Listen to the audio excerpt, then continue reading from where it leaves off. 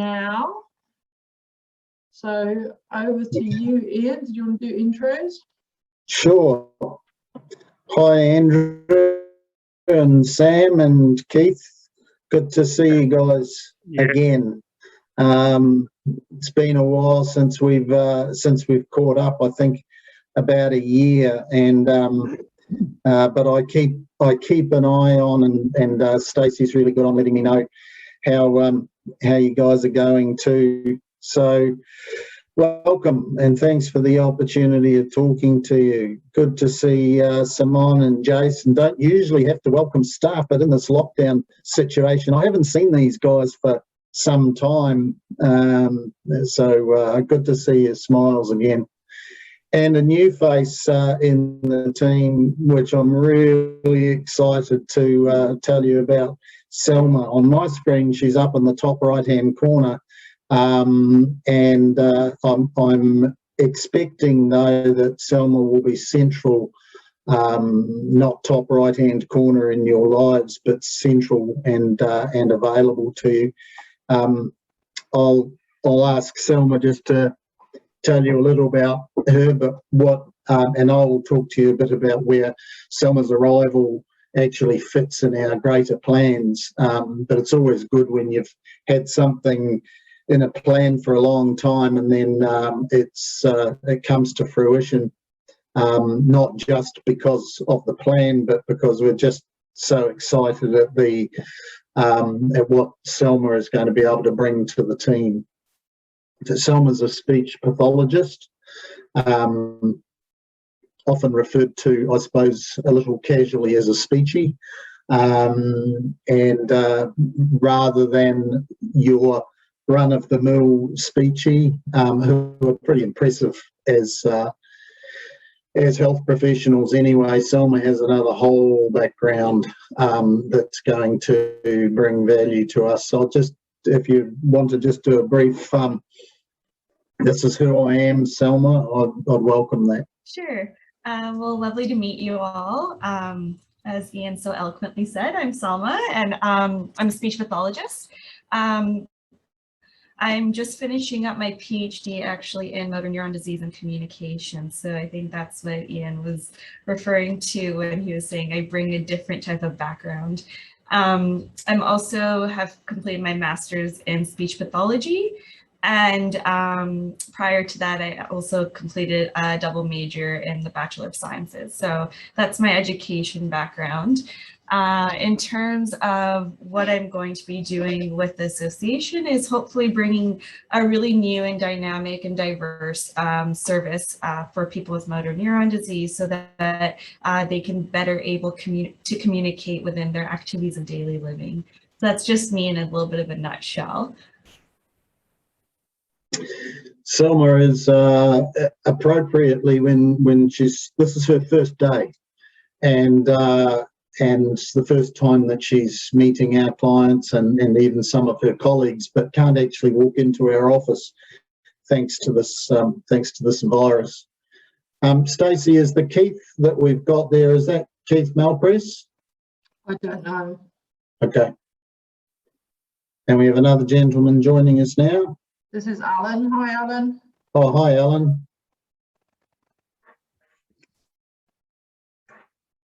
Good to meet you. Oh, your beard's better than mine. I've got to trim mine soon. When I started this job, and I think maybe the last time I spoke to you about where we're going from here. Ah, there's Keith. It is Keith. Yeah, it is. Hi, Ian. How are you? Nice to see you again, Keith. Yeah, when I started, I didn't have this, and I thought, oh well, I'm just going to grow whiskers until COVID disappears. So now we're getting to that stage where I've got family members suggesting that might take too long. So I'll have to, maybe the next time I see it, it'll be approaching more of the standard of Alan's whiskers, but it might be gone altogether. I just want to talk about really where the association is headed and what we've been busy doing, but particularly the future direction. We'll start with COVID because it's very present for us. And in the last year, we had to make decisions around how do we keep our clients to the fore and services consistently offered and not disrupted. So in order to do that, we had to change a lot of our procedures at work. We had to invest quite heavily in technology to allow all of our staff the mobility to be able to offer continuity of service to you guys at the same time as being in lockdown or being out on the road. So we've built as much flexibility into the technology base as we can, so that all of our team are able to work from home when we get the sudden lockdown ordered like we had last week. And we've got all of our processes in place. Some of the things we have to watch around COVID, though, are the aspects of the psychosocial health of our team, the sense of isolation that you get when your social networks become limited. And I guess you guys have had some experience of that too, with this dreadful disease putting barriers in the way to some of the things that might have been your usual social interaction. I think you've become experts and taught us a bit about getting past those as well. We've also relocated. We moved in September last year. These are some things you might have picked up on, but we used to live in a house that that was in Inala, that was bought through the fundraising efforts of about 20 odd years ago from our members, who raised money on a Buy a Brick campaign over a couple of years, and they bought a house. The concept was that people would travel in from the regions and have a place to stay if they had health appointments in Brisbane, but it never got used for that, and people were able to access the services by coming into the city and then getting home again, and it became the office. It was never fit for purpose, and we couldn't even fit all the staff in there on any one day. And then when the pandemic arrived, we had to ration space even more. So the house was sold in right in January of this year, January or February of this year, and we moved into the premises that we're in now in Oxley, which has got office space and a warehouse where all our equipment is. It was the first time in the 36 years of the organisation that all of our equipment had ever been seen by everyone all at once in the one space. And that's been transformational in terms of how we manage getting equipment maintained and prepared and cleaned and distributed out to people who need it. So that's been a huge step forward for us, as well as the dynamic of being able to have all our staff in place and working safely whilst maintaining social distancing. The impact of COVID on the business has been profound. When I started here just over 2 years ago, 90% of the business's revenue came from fundraising and philanthropy and donations, and about 5% of it came from grants, and the other 5% roughly came from a few services, equipment hire and so on.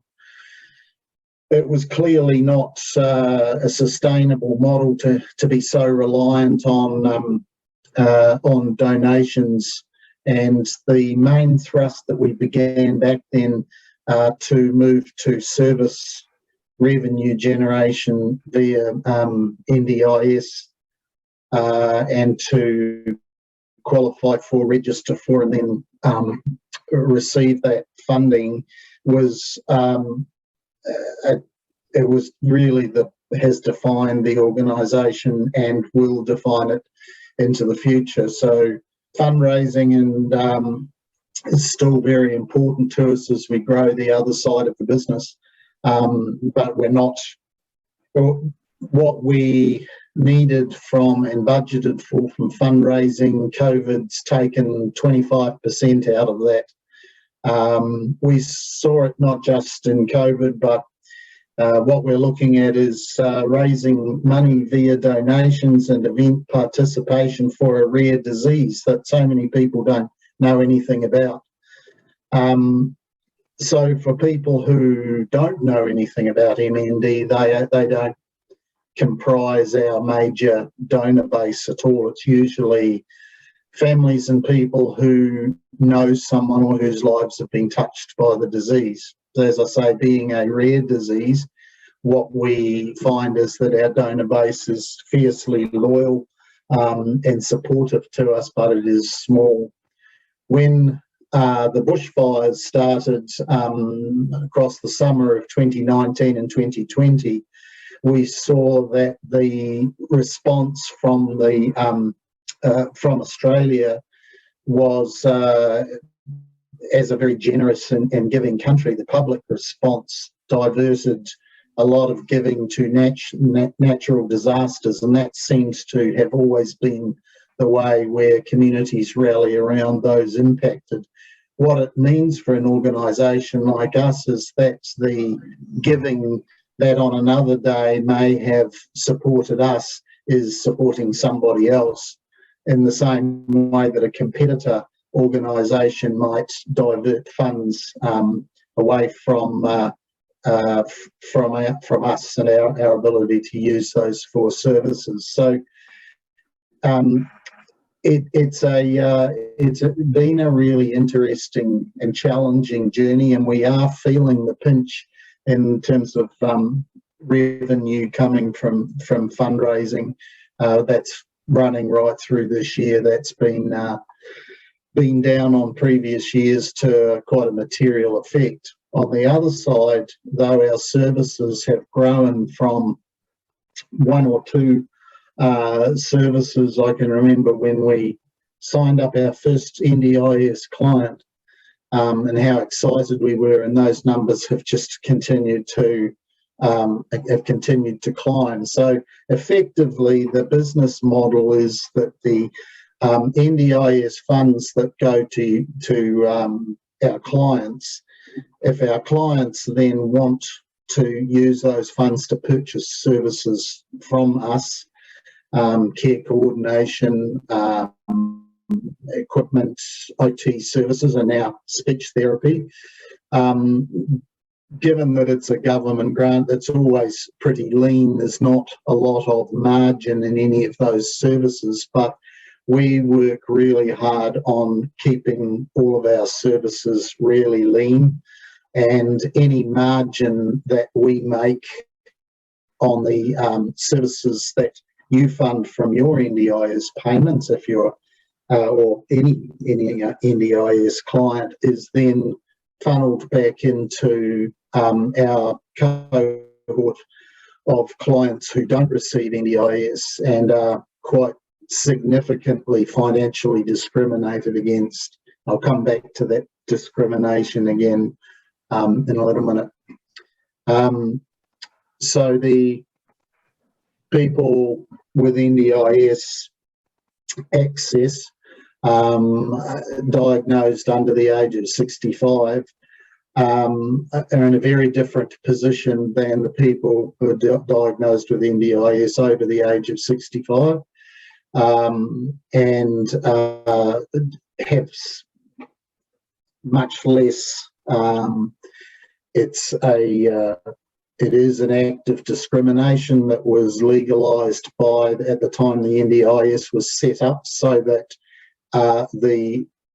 that age barrier would not be caught by the discrimination acts in Australia. So they said, well, effectively that the NDIS is going to discriminate on the basis of age, but we're going to make that so you can't take the government to court for discrimination by changing the law and saying that it is legal to discriminate on age in regard to the NDIS, so you can't sue us, and that's what they've done. Stacey and I had the support of Keith to join us and begin a campaign of advocacy, which has become a really big part of our work in the last year, to get in front of politicians and try and change the course of events where our clients and members are going to be disadvantaged by some of the proposed changes, particularly and more recently the independent assessments, which we were jumping around with joy when we heard that they've been squashed. We're not naive enough to think there's not some other curly surprises coming, but we have to keep an eye on the political framework and make sure that the voice of people impacted by this terrible disease is actually front and centre. It's often the very big organisations around a particular disability that the government focuses on first. So we've found that we've had to start discussions with even what is MND. And that's why it's so good to have Keith join us when we went to see our first senator, and it's gone on from there. And we've also mobilised our advocacy, because when you're trying to change or impact national politics, it's pretty hard to do it from Queensland if it's not a state political thing. So we are very fortunate in our membership of a national alliance of MND associations. New South Wales, Victoria, South Australia, WA, Tas, and ACT and Northern Territory are looked after under the wing of New South Wales. So we get together regularly, all the CEOs, and I've got a meeting with them this afternoon. So we meet each month, and it's an opportunity for us to, we share resources, we assist with training each other's staff, we raise flags when things, when there's something going wrong with the NDIS or with the My Aged Care packages, and look for consistent issues and tackle them.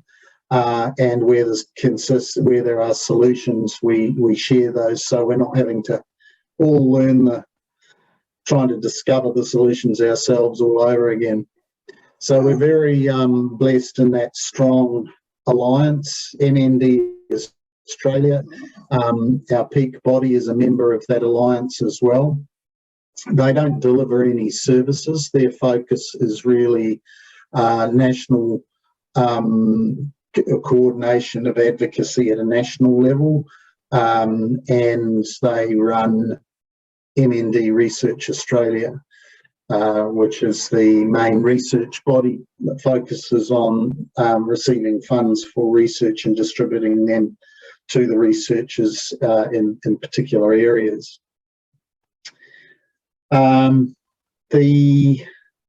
So advocacy has been a really major part for the last year, and now I think that's going to continue in Queensland.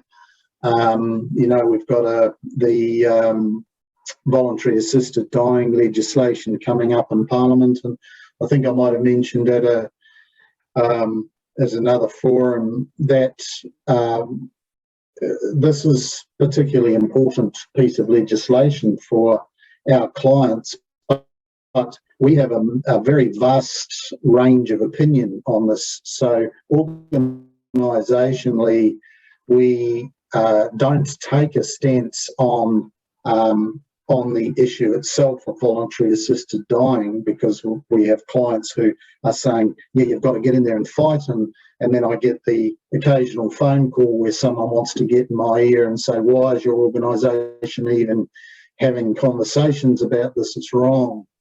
So they are equally, those opinions lie equally across our membership. What we are unashamedly supportive of is that people with MND have choices, and if a choice doesn't exist and somebody who is a member wants a choice, in this case around voluntary assisted dying, then we support anything that might give some of our clients a choice in any aspect of their life.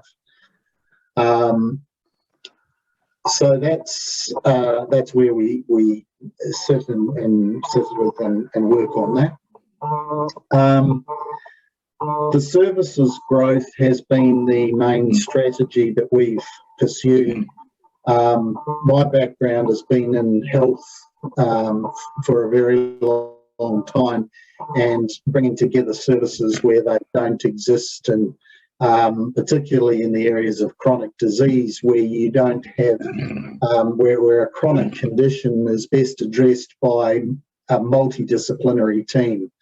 So research shows that MND is no different in that regard, even though it doesn't traditionally sit in a list of chronic illnesses like diabetes.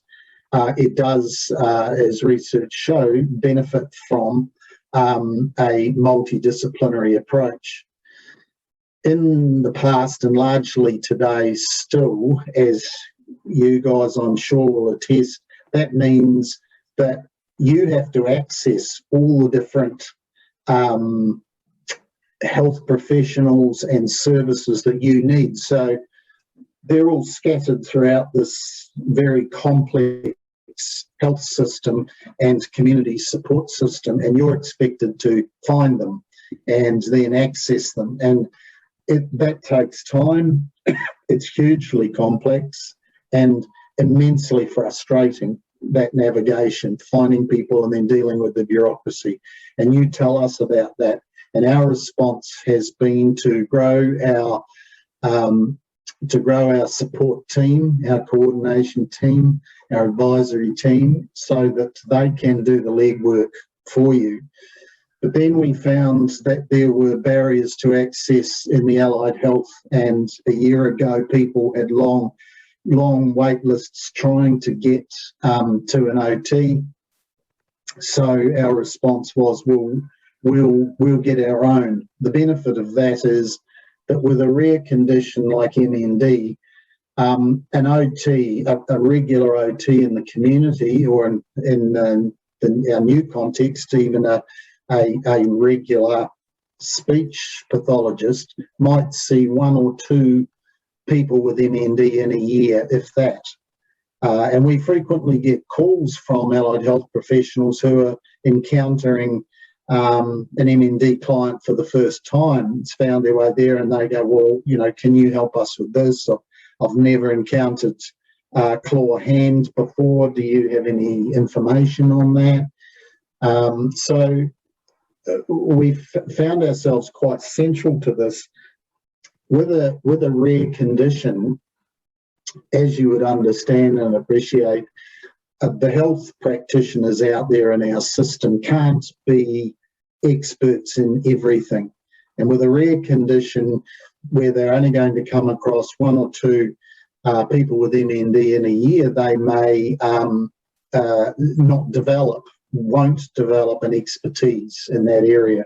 So our goal was to, because as an association we've got multiple clients, all our clients with MND, we can aggregate that, we can form a caseload that means that any health professional who works with us can work exclusively in the MND space, and therefore becomes an expert in that space very quickly. They become a voice within their own professional associations. In our case, the Occupational Therapy Association, and now Selma is on board. It's certainly something we've discussed with her, an expectation that she'll become a voice for MND and an expert in that area with her cohort of speech pathologists through the Speech Pathology Association and through her own networks. So it enables our allied health people work all the time with MND clients, and as such they're seeing the variety and diversity of that experience, because with even you three gentlemen on here, your experiences will have some similarities, but they will have more differences, even though they might sit under the same label as MND. And so our allied health professionals become expert within the range of the disease and are therefore able to mobilise their knowledge, their involvement with current research really quickly. So that's our goal, is trying to aggregate our services so that instead of you having to shop around so much, you can actually, we can get towards being a one-stop shop from everything from advice. And some people want to shop around, they want to pick and choose, and that's their choice. That's a good thing if that's the journey you want to take. But similarly, there are people with enough challenges that they don't want to do that, and they're saying, well, you know, you're coordinating services for us. So could I use your speech pathologist? Could I use your occupational therapist? And what we're finding is that there's something that in a different model, in the usual, the current healthcare model, it would be rare for your speech pathologist to talk to your occupational therapist and if you've got a dietitian and a respiratory physiotherapist and a support coordinator, for those people to be in the same room having a conversation about you would be somewhat unusual. There are points of contact that make that possible, but for us, that's our model. So any of our people that are working for you have the opportunity of sharing each other's expertise and bringing that to bear with a focus on you, rather than you having to tell your story 100 times and people being surprised about any changing needs you have. So we're really excited about that. We're growing. Selma is the next addition to that team, and that by creating this centre of excellence for health professionals around MND, it's the neurologists that we've spoken to are very excited about this move as well, and we're hoping that the future will see us grow that team even more. What we grow and the direction we go in needs input, and I know just with the familiarity of your names, that from what Stacey's told me, that you guys are really generous in your feedback and ideas, and you involve us in your in that thinking about how we can be better, something that we could do that we're not currently doing, something you appreciated, something you didn't appreciate, if we're too slow, if we've missed something. Those are all really important for us, and we're in no way threatened by that, even though our staff are hugely passionate and just want to do the best by you. They are, and we are grateful for any opportunity to improve, and that's why we use surveys and encourage you to fill those out or send us an email, talk to your coordinators or your allied health professionals. It'll all get back to us, whatever method of communication works best for you. It's hugely valued. Any success we've got now has been guided by the advice we've had from our clients. It's not something that we've thought, oh, we'll have a go at that and see what people think. So I don't think I'll speak any more about that, and I'm happy to take any questions or comments from anybody that's listening. If there's something you think I have not touched on, Stacey, that you think I should, you can point me at that. One thing I did want to just add in terms of future offerings from services perspective, we are today starting the interview process for volunteers for a biography service. So I'm not sure if you've seen in some of the communications that we've sent out, but we are establishing a volunteer-led biography service, which is an opportunity for people to record their life story with the support of a volunteer, and then have that tangible record of your life that you can share with your loved ones if you choose to do so. So we expect that service to be up and running in September, and we'll obviously share more information about it as we progress in the establishment of it. Okay, so with Ian on board, does anyone have any questions that you want to ask him about anything that we've done up until now, or anything that we might be doing in the future? It would certainly suit me if once you've got a physiotherapist, whatever that is, that you consider perhaps getting one or other of the neurologists to come and do an on-site clinic. Because for some people it would be easier to visit Brisbane every so often and see everybody in the space of 2 or 3 hours, especially if they knew what they were talking about. Thank you, Andrew. That's absolutely consistent with the concept that I advocate, which is about bringing the experts together. When in the past we have been seen as a community-based charity from our early days, and it's only been in the last 2 years that we've extended into health services. We're even noticing the conversations that Stacey's having with the neurologists and with the neurology clinics, is that they see us as a different beast now, because we're in their space, and they're grateful for a shortening of the pathways for their clients to have to navigate. They know that time has a very special and unique character for people with MND. It has a value that doesn't accrue to some other people with chronic conditions. So they're grateful for that, and we're getting a sense of excitement that I think will help that kind of suggestion, Andrew. If I'd suggested to a neurologist a year ago, when we just had one OT just starting, that could they think about a clinic, a centralised clinic for our clients, then they probably would have laughed at us.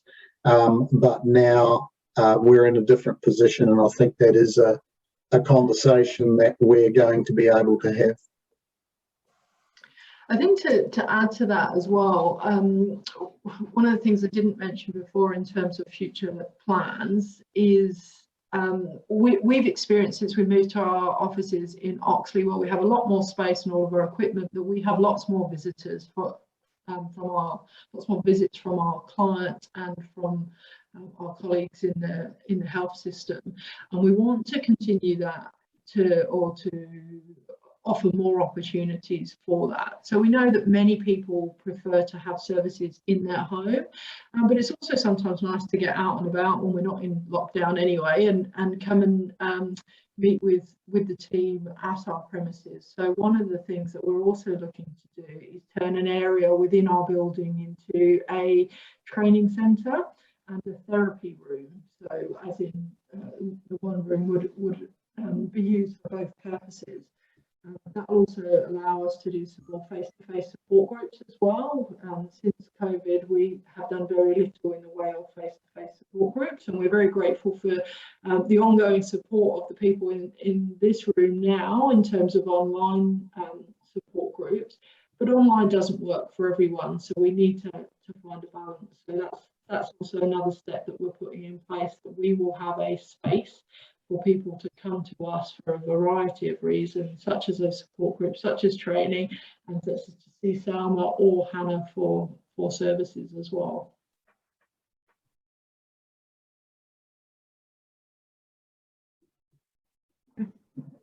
Slightly off the point, can I ask you a question about what happens to current clients of NDIS when they turn 65? People that access the NDIS prior to turning 65 stay on it after they turn 65. So there's no age limitation once you're on it. That age limitation purely applies to access.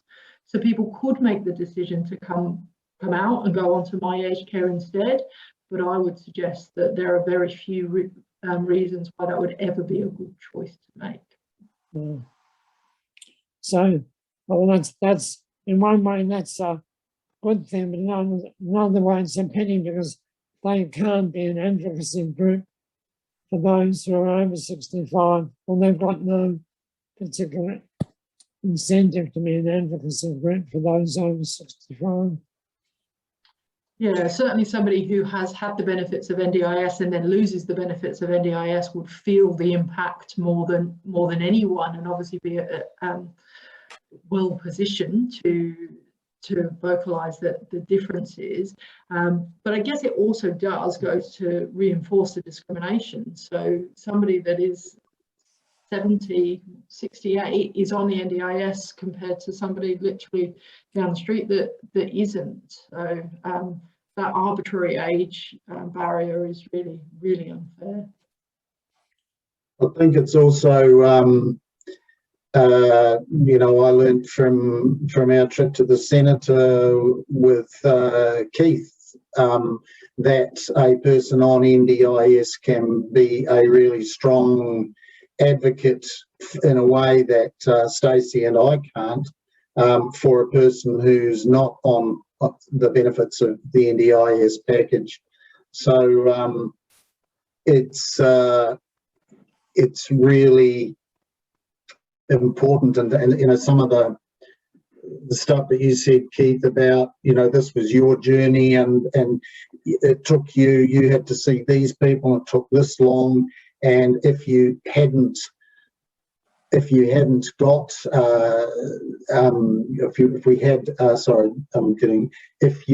had to go through an independent assessment and a different bureaucratic process, now that would be very problematic. Now that was heard by that senator, and we reiterated that when we met with our last senator as well, and it just rings true. The politicians have said to us and to our opposite numbers in other states, they want to hear the voice of people with MND saying the same things that we're saying. But if it comes from you guys, then it's very hard for a politician to put their fingers in their ears. There's almost like they expect an advocacy from Stacey and I. They expect the associations to be visible, and we'll step up and we'll just continue to do that and annoy them and kick doors down and do all of that. But what we can't bring is the voice of people living with the condition, and from the lessons and perspectives that you've got. And for a lot of people with MND, that's not going to be possible for them to either be present in the room or to have the voice to get through the conversation. But with the help of people like Selma, to make sure that a client's voice is available for longer than would be without the help of a speech pathologist, we're hoping to get those thoughts, those contributions that you would choose to make out there, because my word, they make a difference.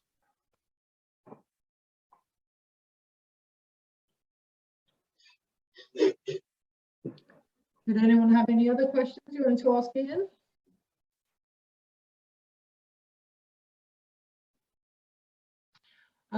So I have a question, Ian. Obviously, I already know the answer to this, but I think it would worth sharing the situation with groups. So you talked about COVID-19 and the impacts that it's had on services, and obviously the latest lockdown or the latest lockdowns that everyone's experiencing. It's been made quite public that the way out of this is through vaccinations. Did you want to talk a little bit about M&D Queensland's position in terms of vaccinations? So we're classed as an essential service. We provide services where they are needed. If you need us in your home, then that's where we'll be. Some of our clients are in residential aged care facilities or community hostels, and so we have to be able to meet the regulatory environment of all of those. The first of those pre-COVID was the requirement in Queensland to you can't enter an aged care facility if you and work there or visit there if you aren't vaccinated for influenza. So that was already in place in Queensland, which meant that our staff, our support staff and staff in the community would be required to be vaccinated for influenza. Then along comes COVID and all the messaging that's going on around mandating this for aged care facilities. What does that mean for us? So we're constantly monitoring all of that. But we've had conversations as a staff about this, and our staff are either vaccinated or in the final, just waiting to get their second dose. They've chosen that before we arrived at a point about saying, do they have to or not? They've made that choice. They're an incredible group of people.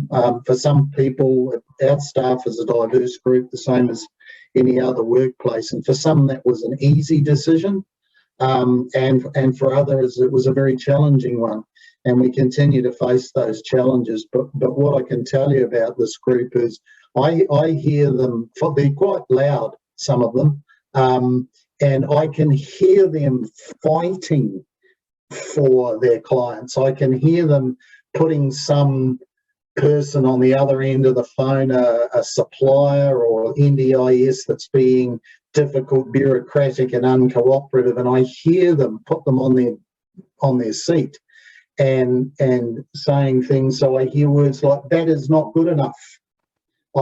This needs to happen now. There's too many delays.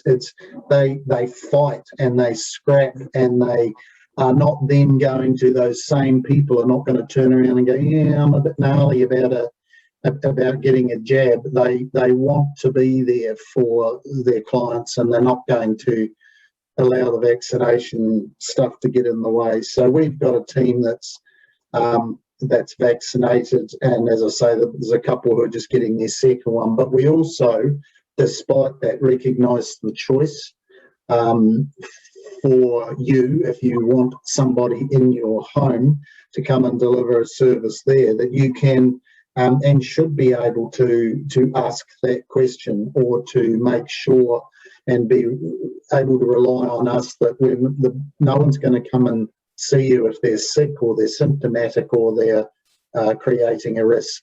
Just as we need to ask you, if we're coming out there, the people in your house, are they well? Are you well? Do we need to do this online? Do we need to delay this until you've seen your doctor? We've got to be able to look after that continuity of care, and we fight for that continuity for our clients every day. It's just so important. So you don't have to start again with somebody else simply because of an interruption caused by this community virus. Thank you for that. All right, so Salma, Jason, Simone, this is an opportunity that won't happen very often, where you've got the boss under pressure. Any curly questions you want to ask him? We're not talking pay rises, so just, you know, well, you can if you like. Look, the only thing I wanted to say, if that's okay, that look, I'm really pleased that we've opened up the discussion around the discrepancies between funding between my aged care and NDIS. There's just so much unfairness to that. I see it every day. I'm seeing quite a few gentlemen here today that are affected by it, and that's what we want to advocate for. I'd just love to see some sort of progress in that, you know, the people that are 60 and the people that are 70, and the differences in care that we can get for them to remain at home for as long as possible. We want to do the very best we can to change that. So I really appreciate that, Ian, that that's something we're working towards, and I'm like everyone else here, I'm very passionate about doing whatever I need to do to help in moving in that direction. So thank you. Welcome. And just on that, I don't know, Ian, if I've mentioned it to you lately, but we all know that my aged care, or the home care packages you can get through my aged care, are inadequate. We all know that there's significant wait lists once you've been allocated a package before you're actually in receipt of it. We are back up to 12 to 16 weeks just to have the assessment to decide whether you're even going to get a home care package. So you mentioned that you've got that meeting with the CEOs of the National Alliance today. It'd be interesting to know whether that's their experience as well. Yeah. 16 weeks, 4 months to find out whether you'll even be given a home care package that you probably then got to wait another 18 months for is an absolute outrage. And we want what do we want in our conversations? We're saying things like, if a person has a confirmed MND diagnosis, we don't need to go through all that 4 months. It should be stamped and fast-tracked straight to a level 3 or a level 4 package without all of this other bureaucracy. And that's the nature of the conversations we're having. I've seen just in the last week to 10 days that Kerry Ann Kennelly has picked up the sword. She's been involved with somebody who has had the impact. I think it was her husband, wasn't it? Yeah, her husband had a spinal cord injury, yeah. Yeah, fell down the stairs, and he was over 65. He was an active man, and he fell down the stairs, and he was recently over 65, and so he didn't get any of the help that he would have had, didn't qualify for NDIS. So once she realised that and looked into it more deeply and saw that this was a discrimination not against her husband but against society, she's really taken up the sword and she's going hard using her public profile. You know, that's what we need to help with the cause. Yeah. And what about you, Sam? Have you heard anything more? Channel 9 were looking at picking up Sam's story and making Sam famous for us.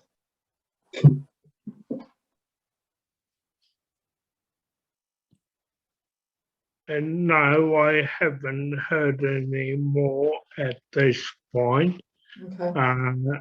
Last time I heard, it was they're going to be in contact with me, but nothing's happened as yet.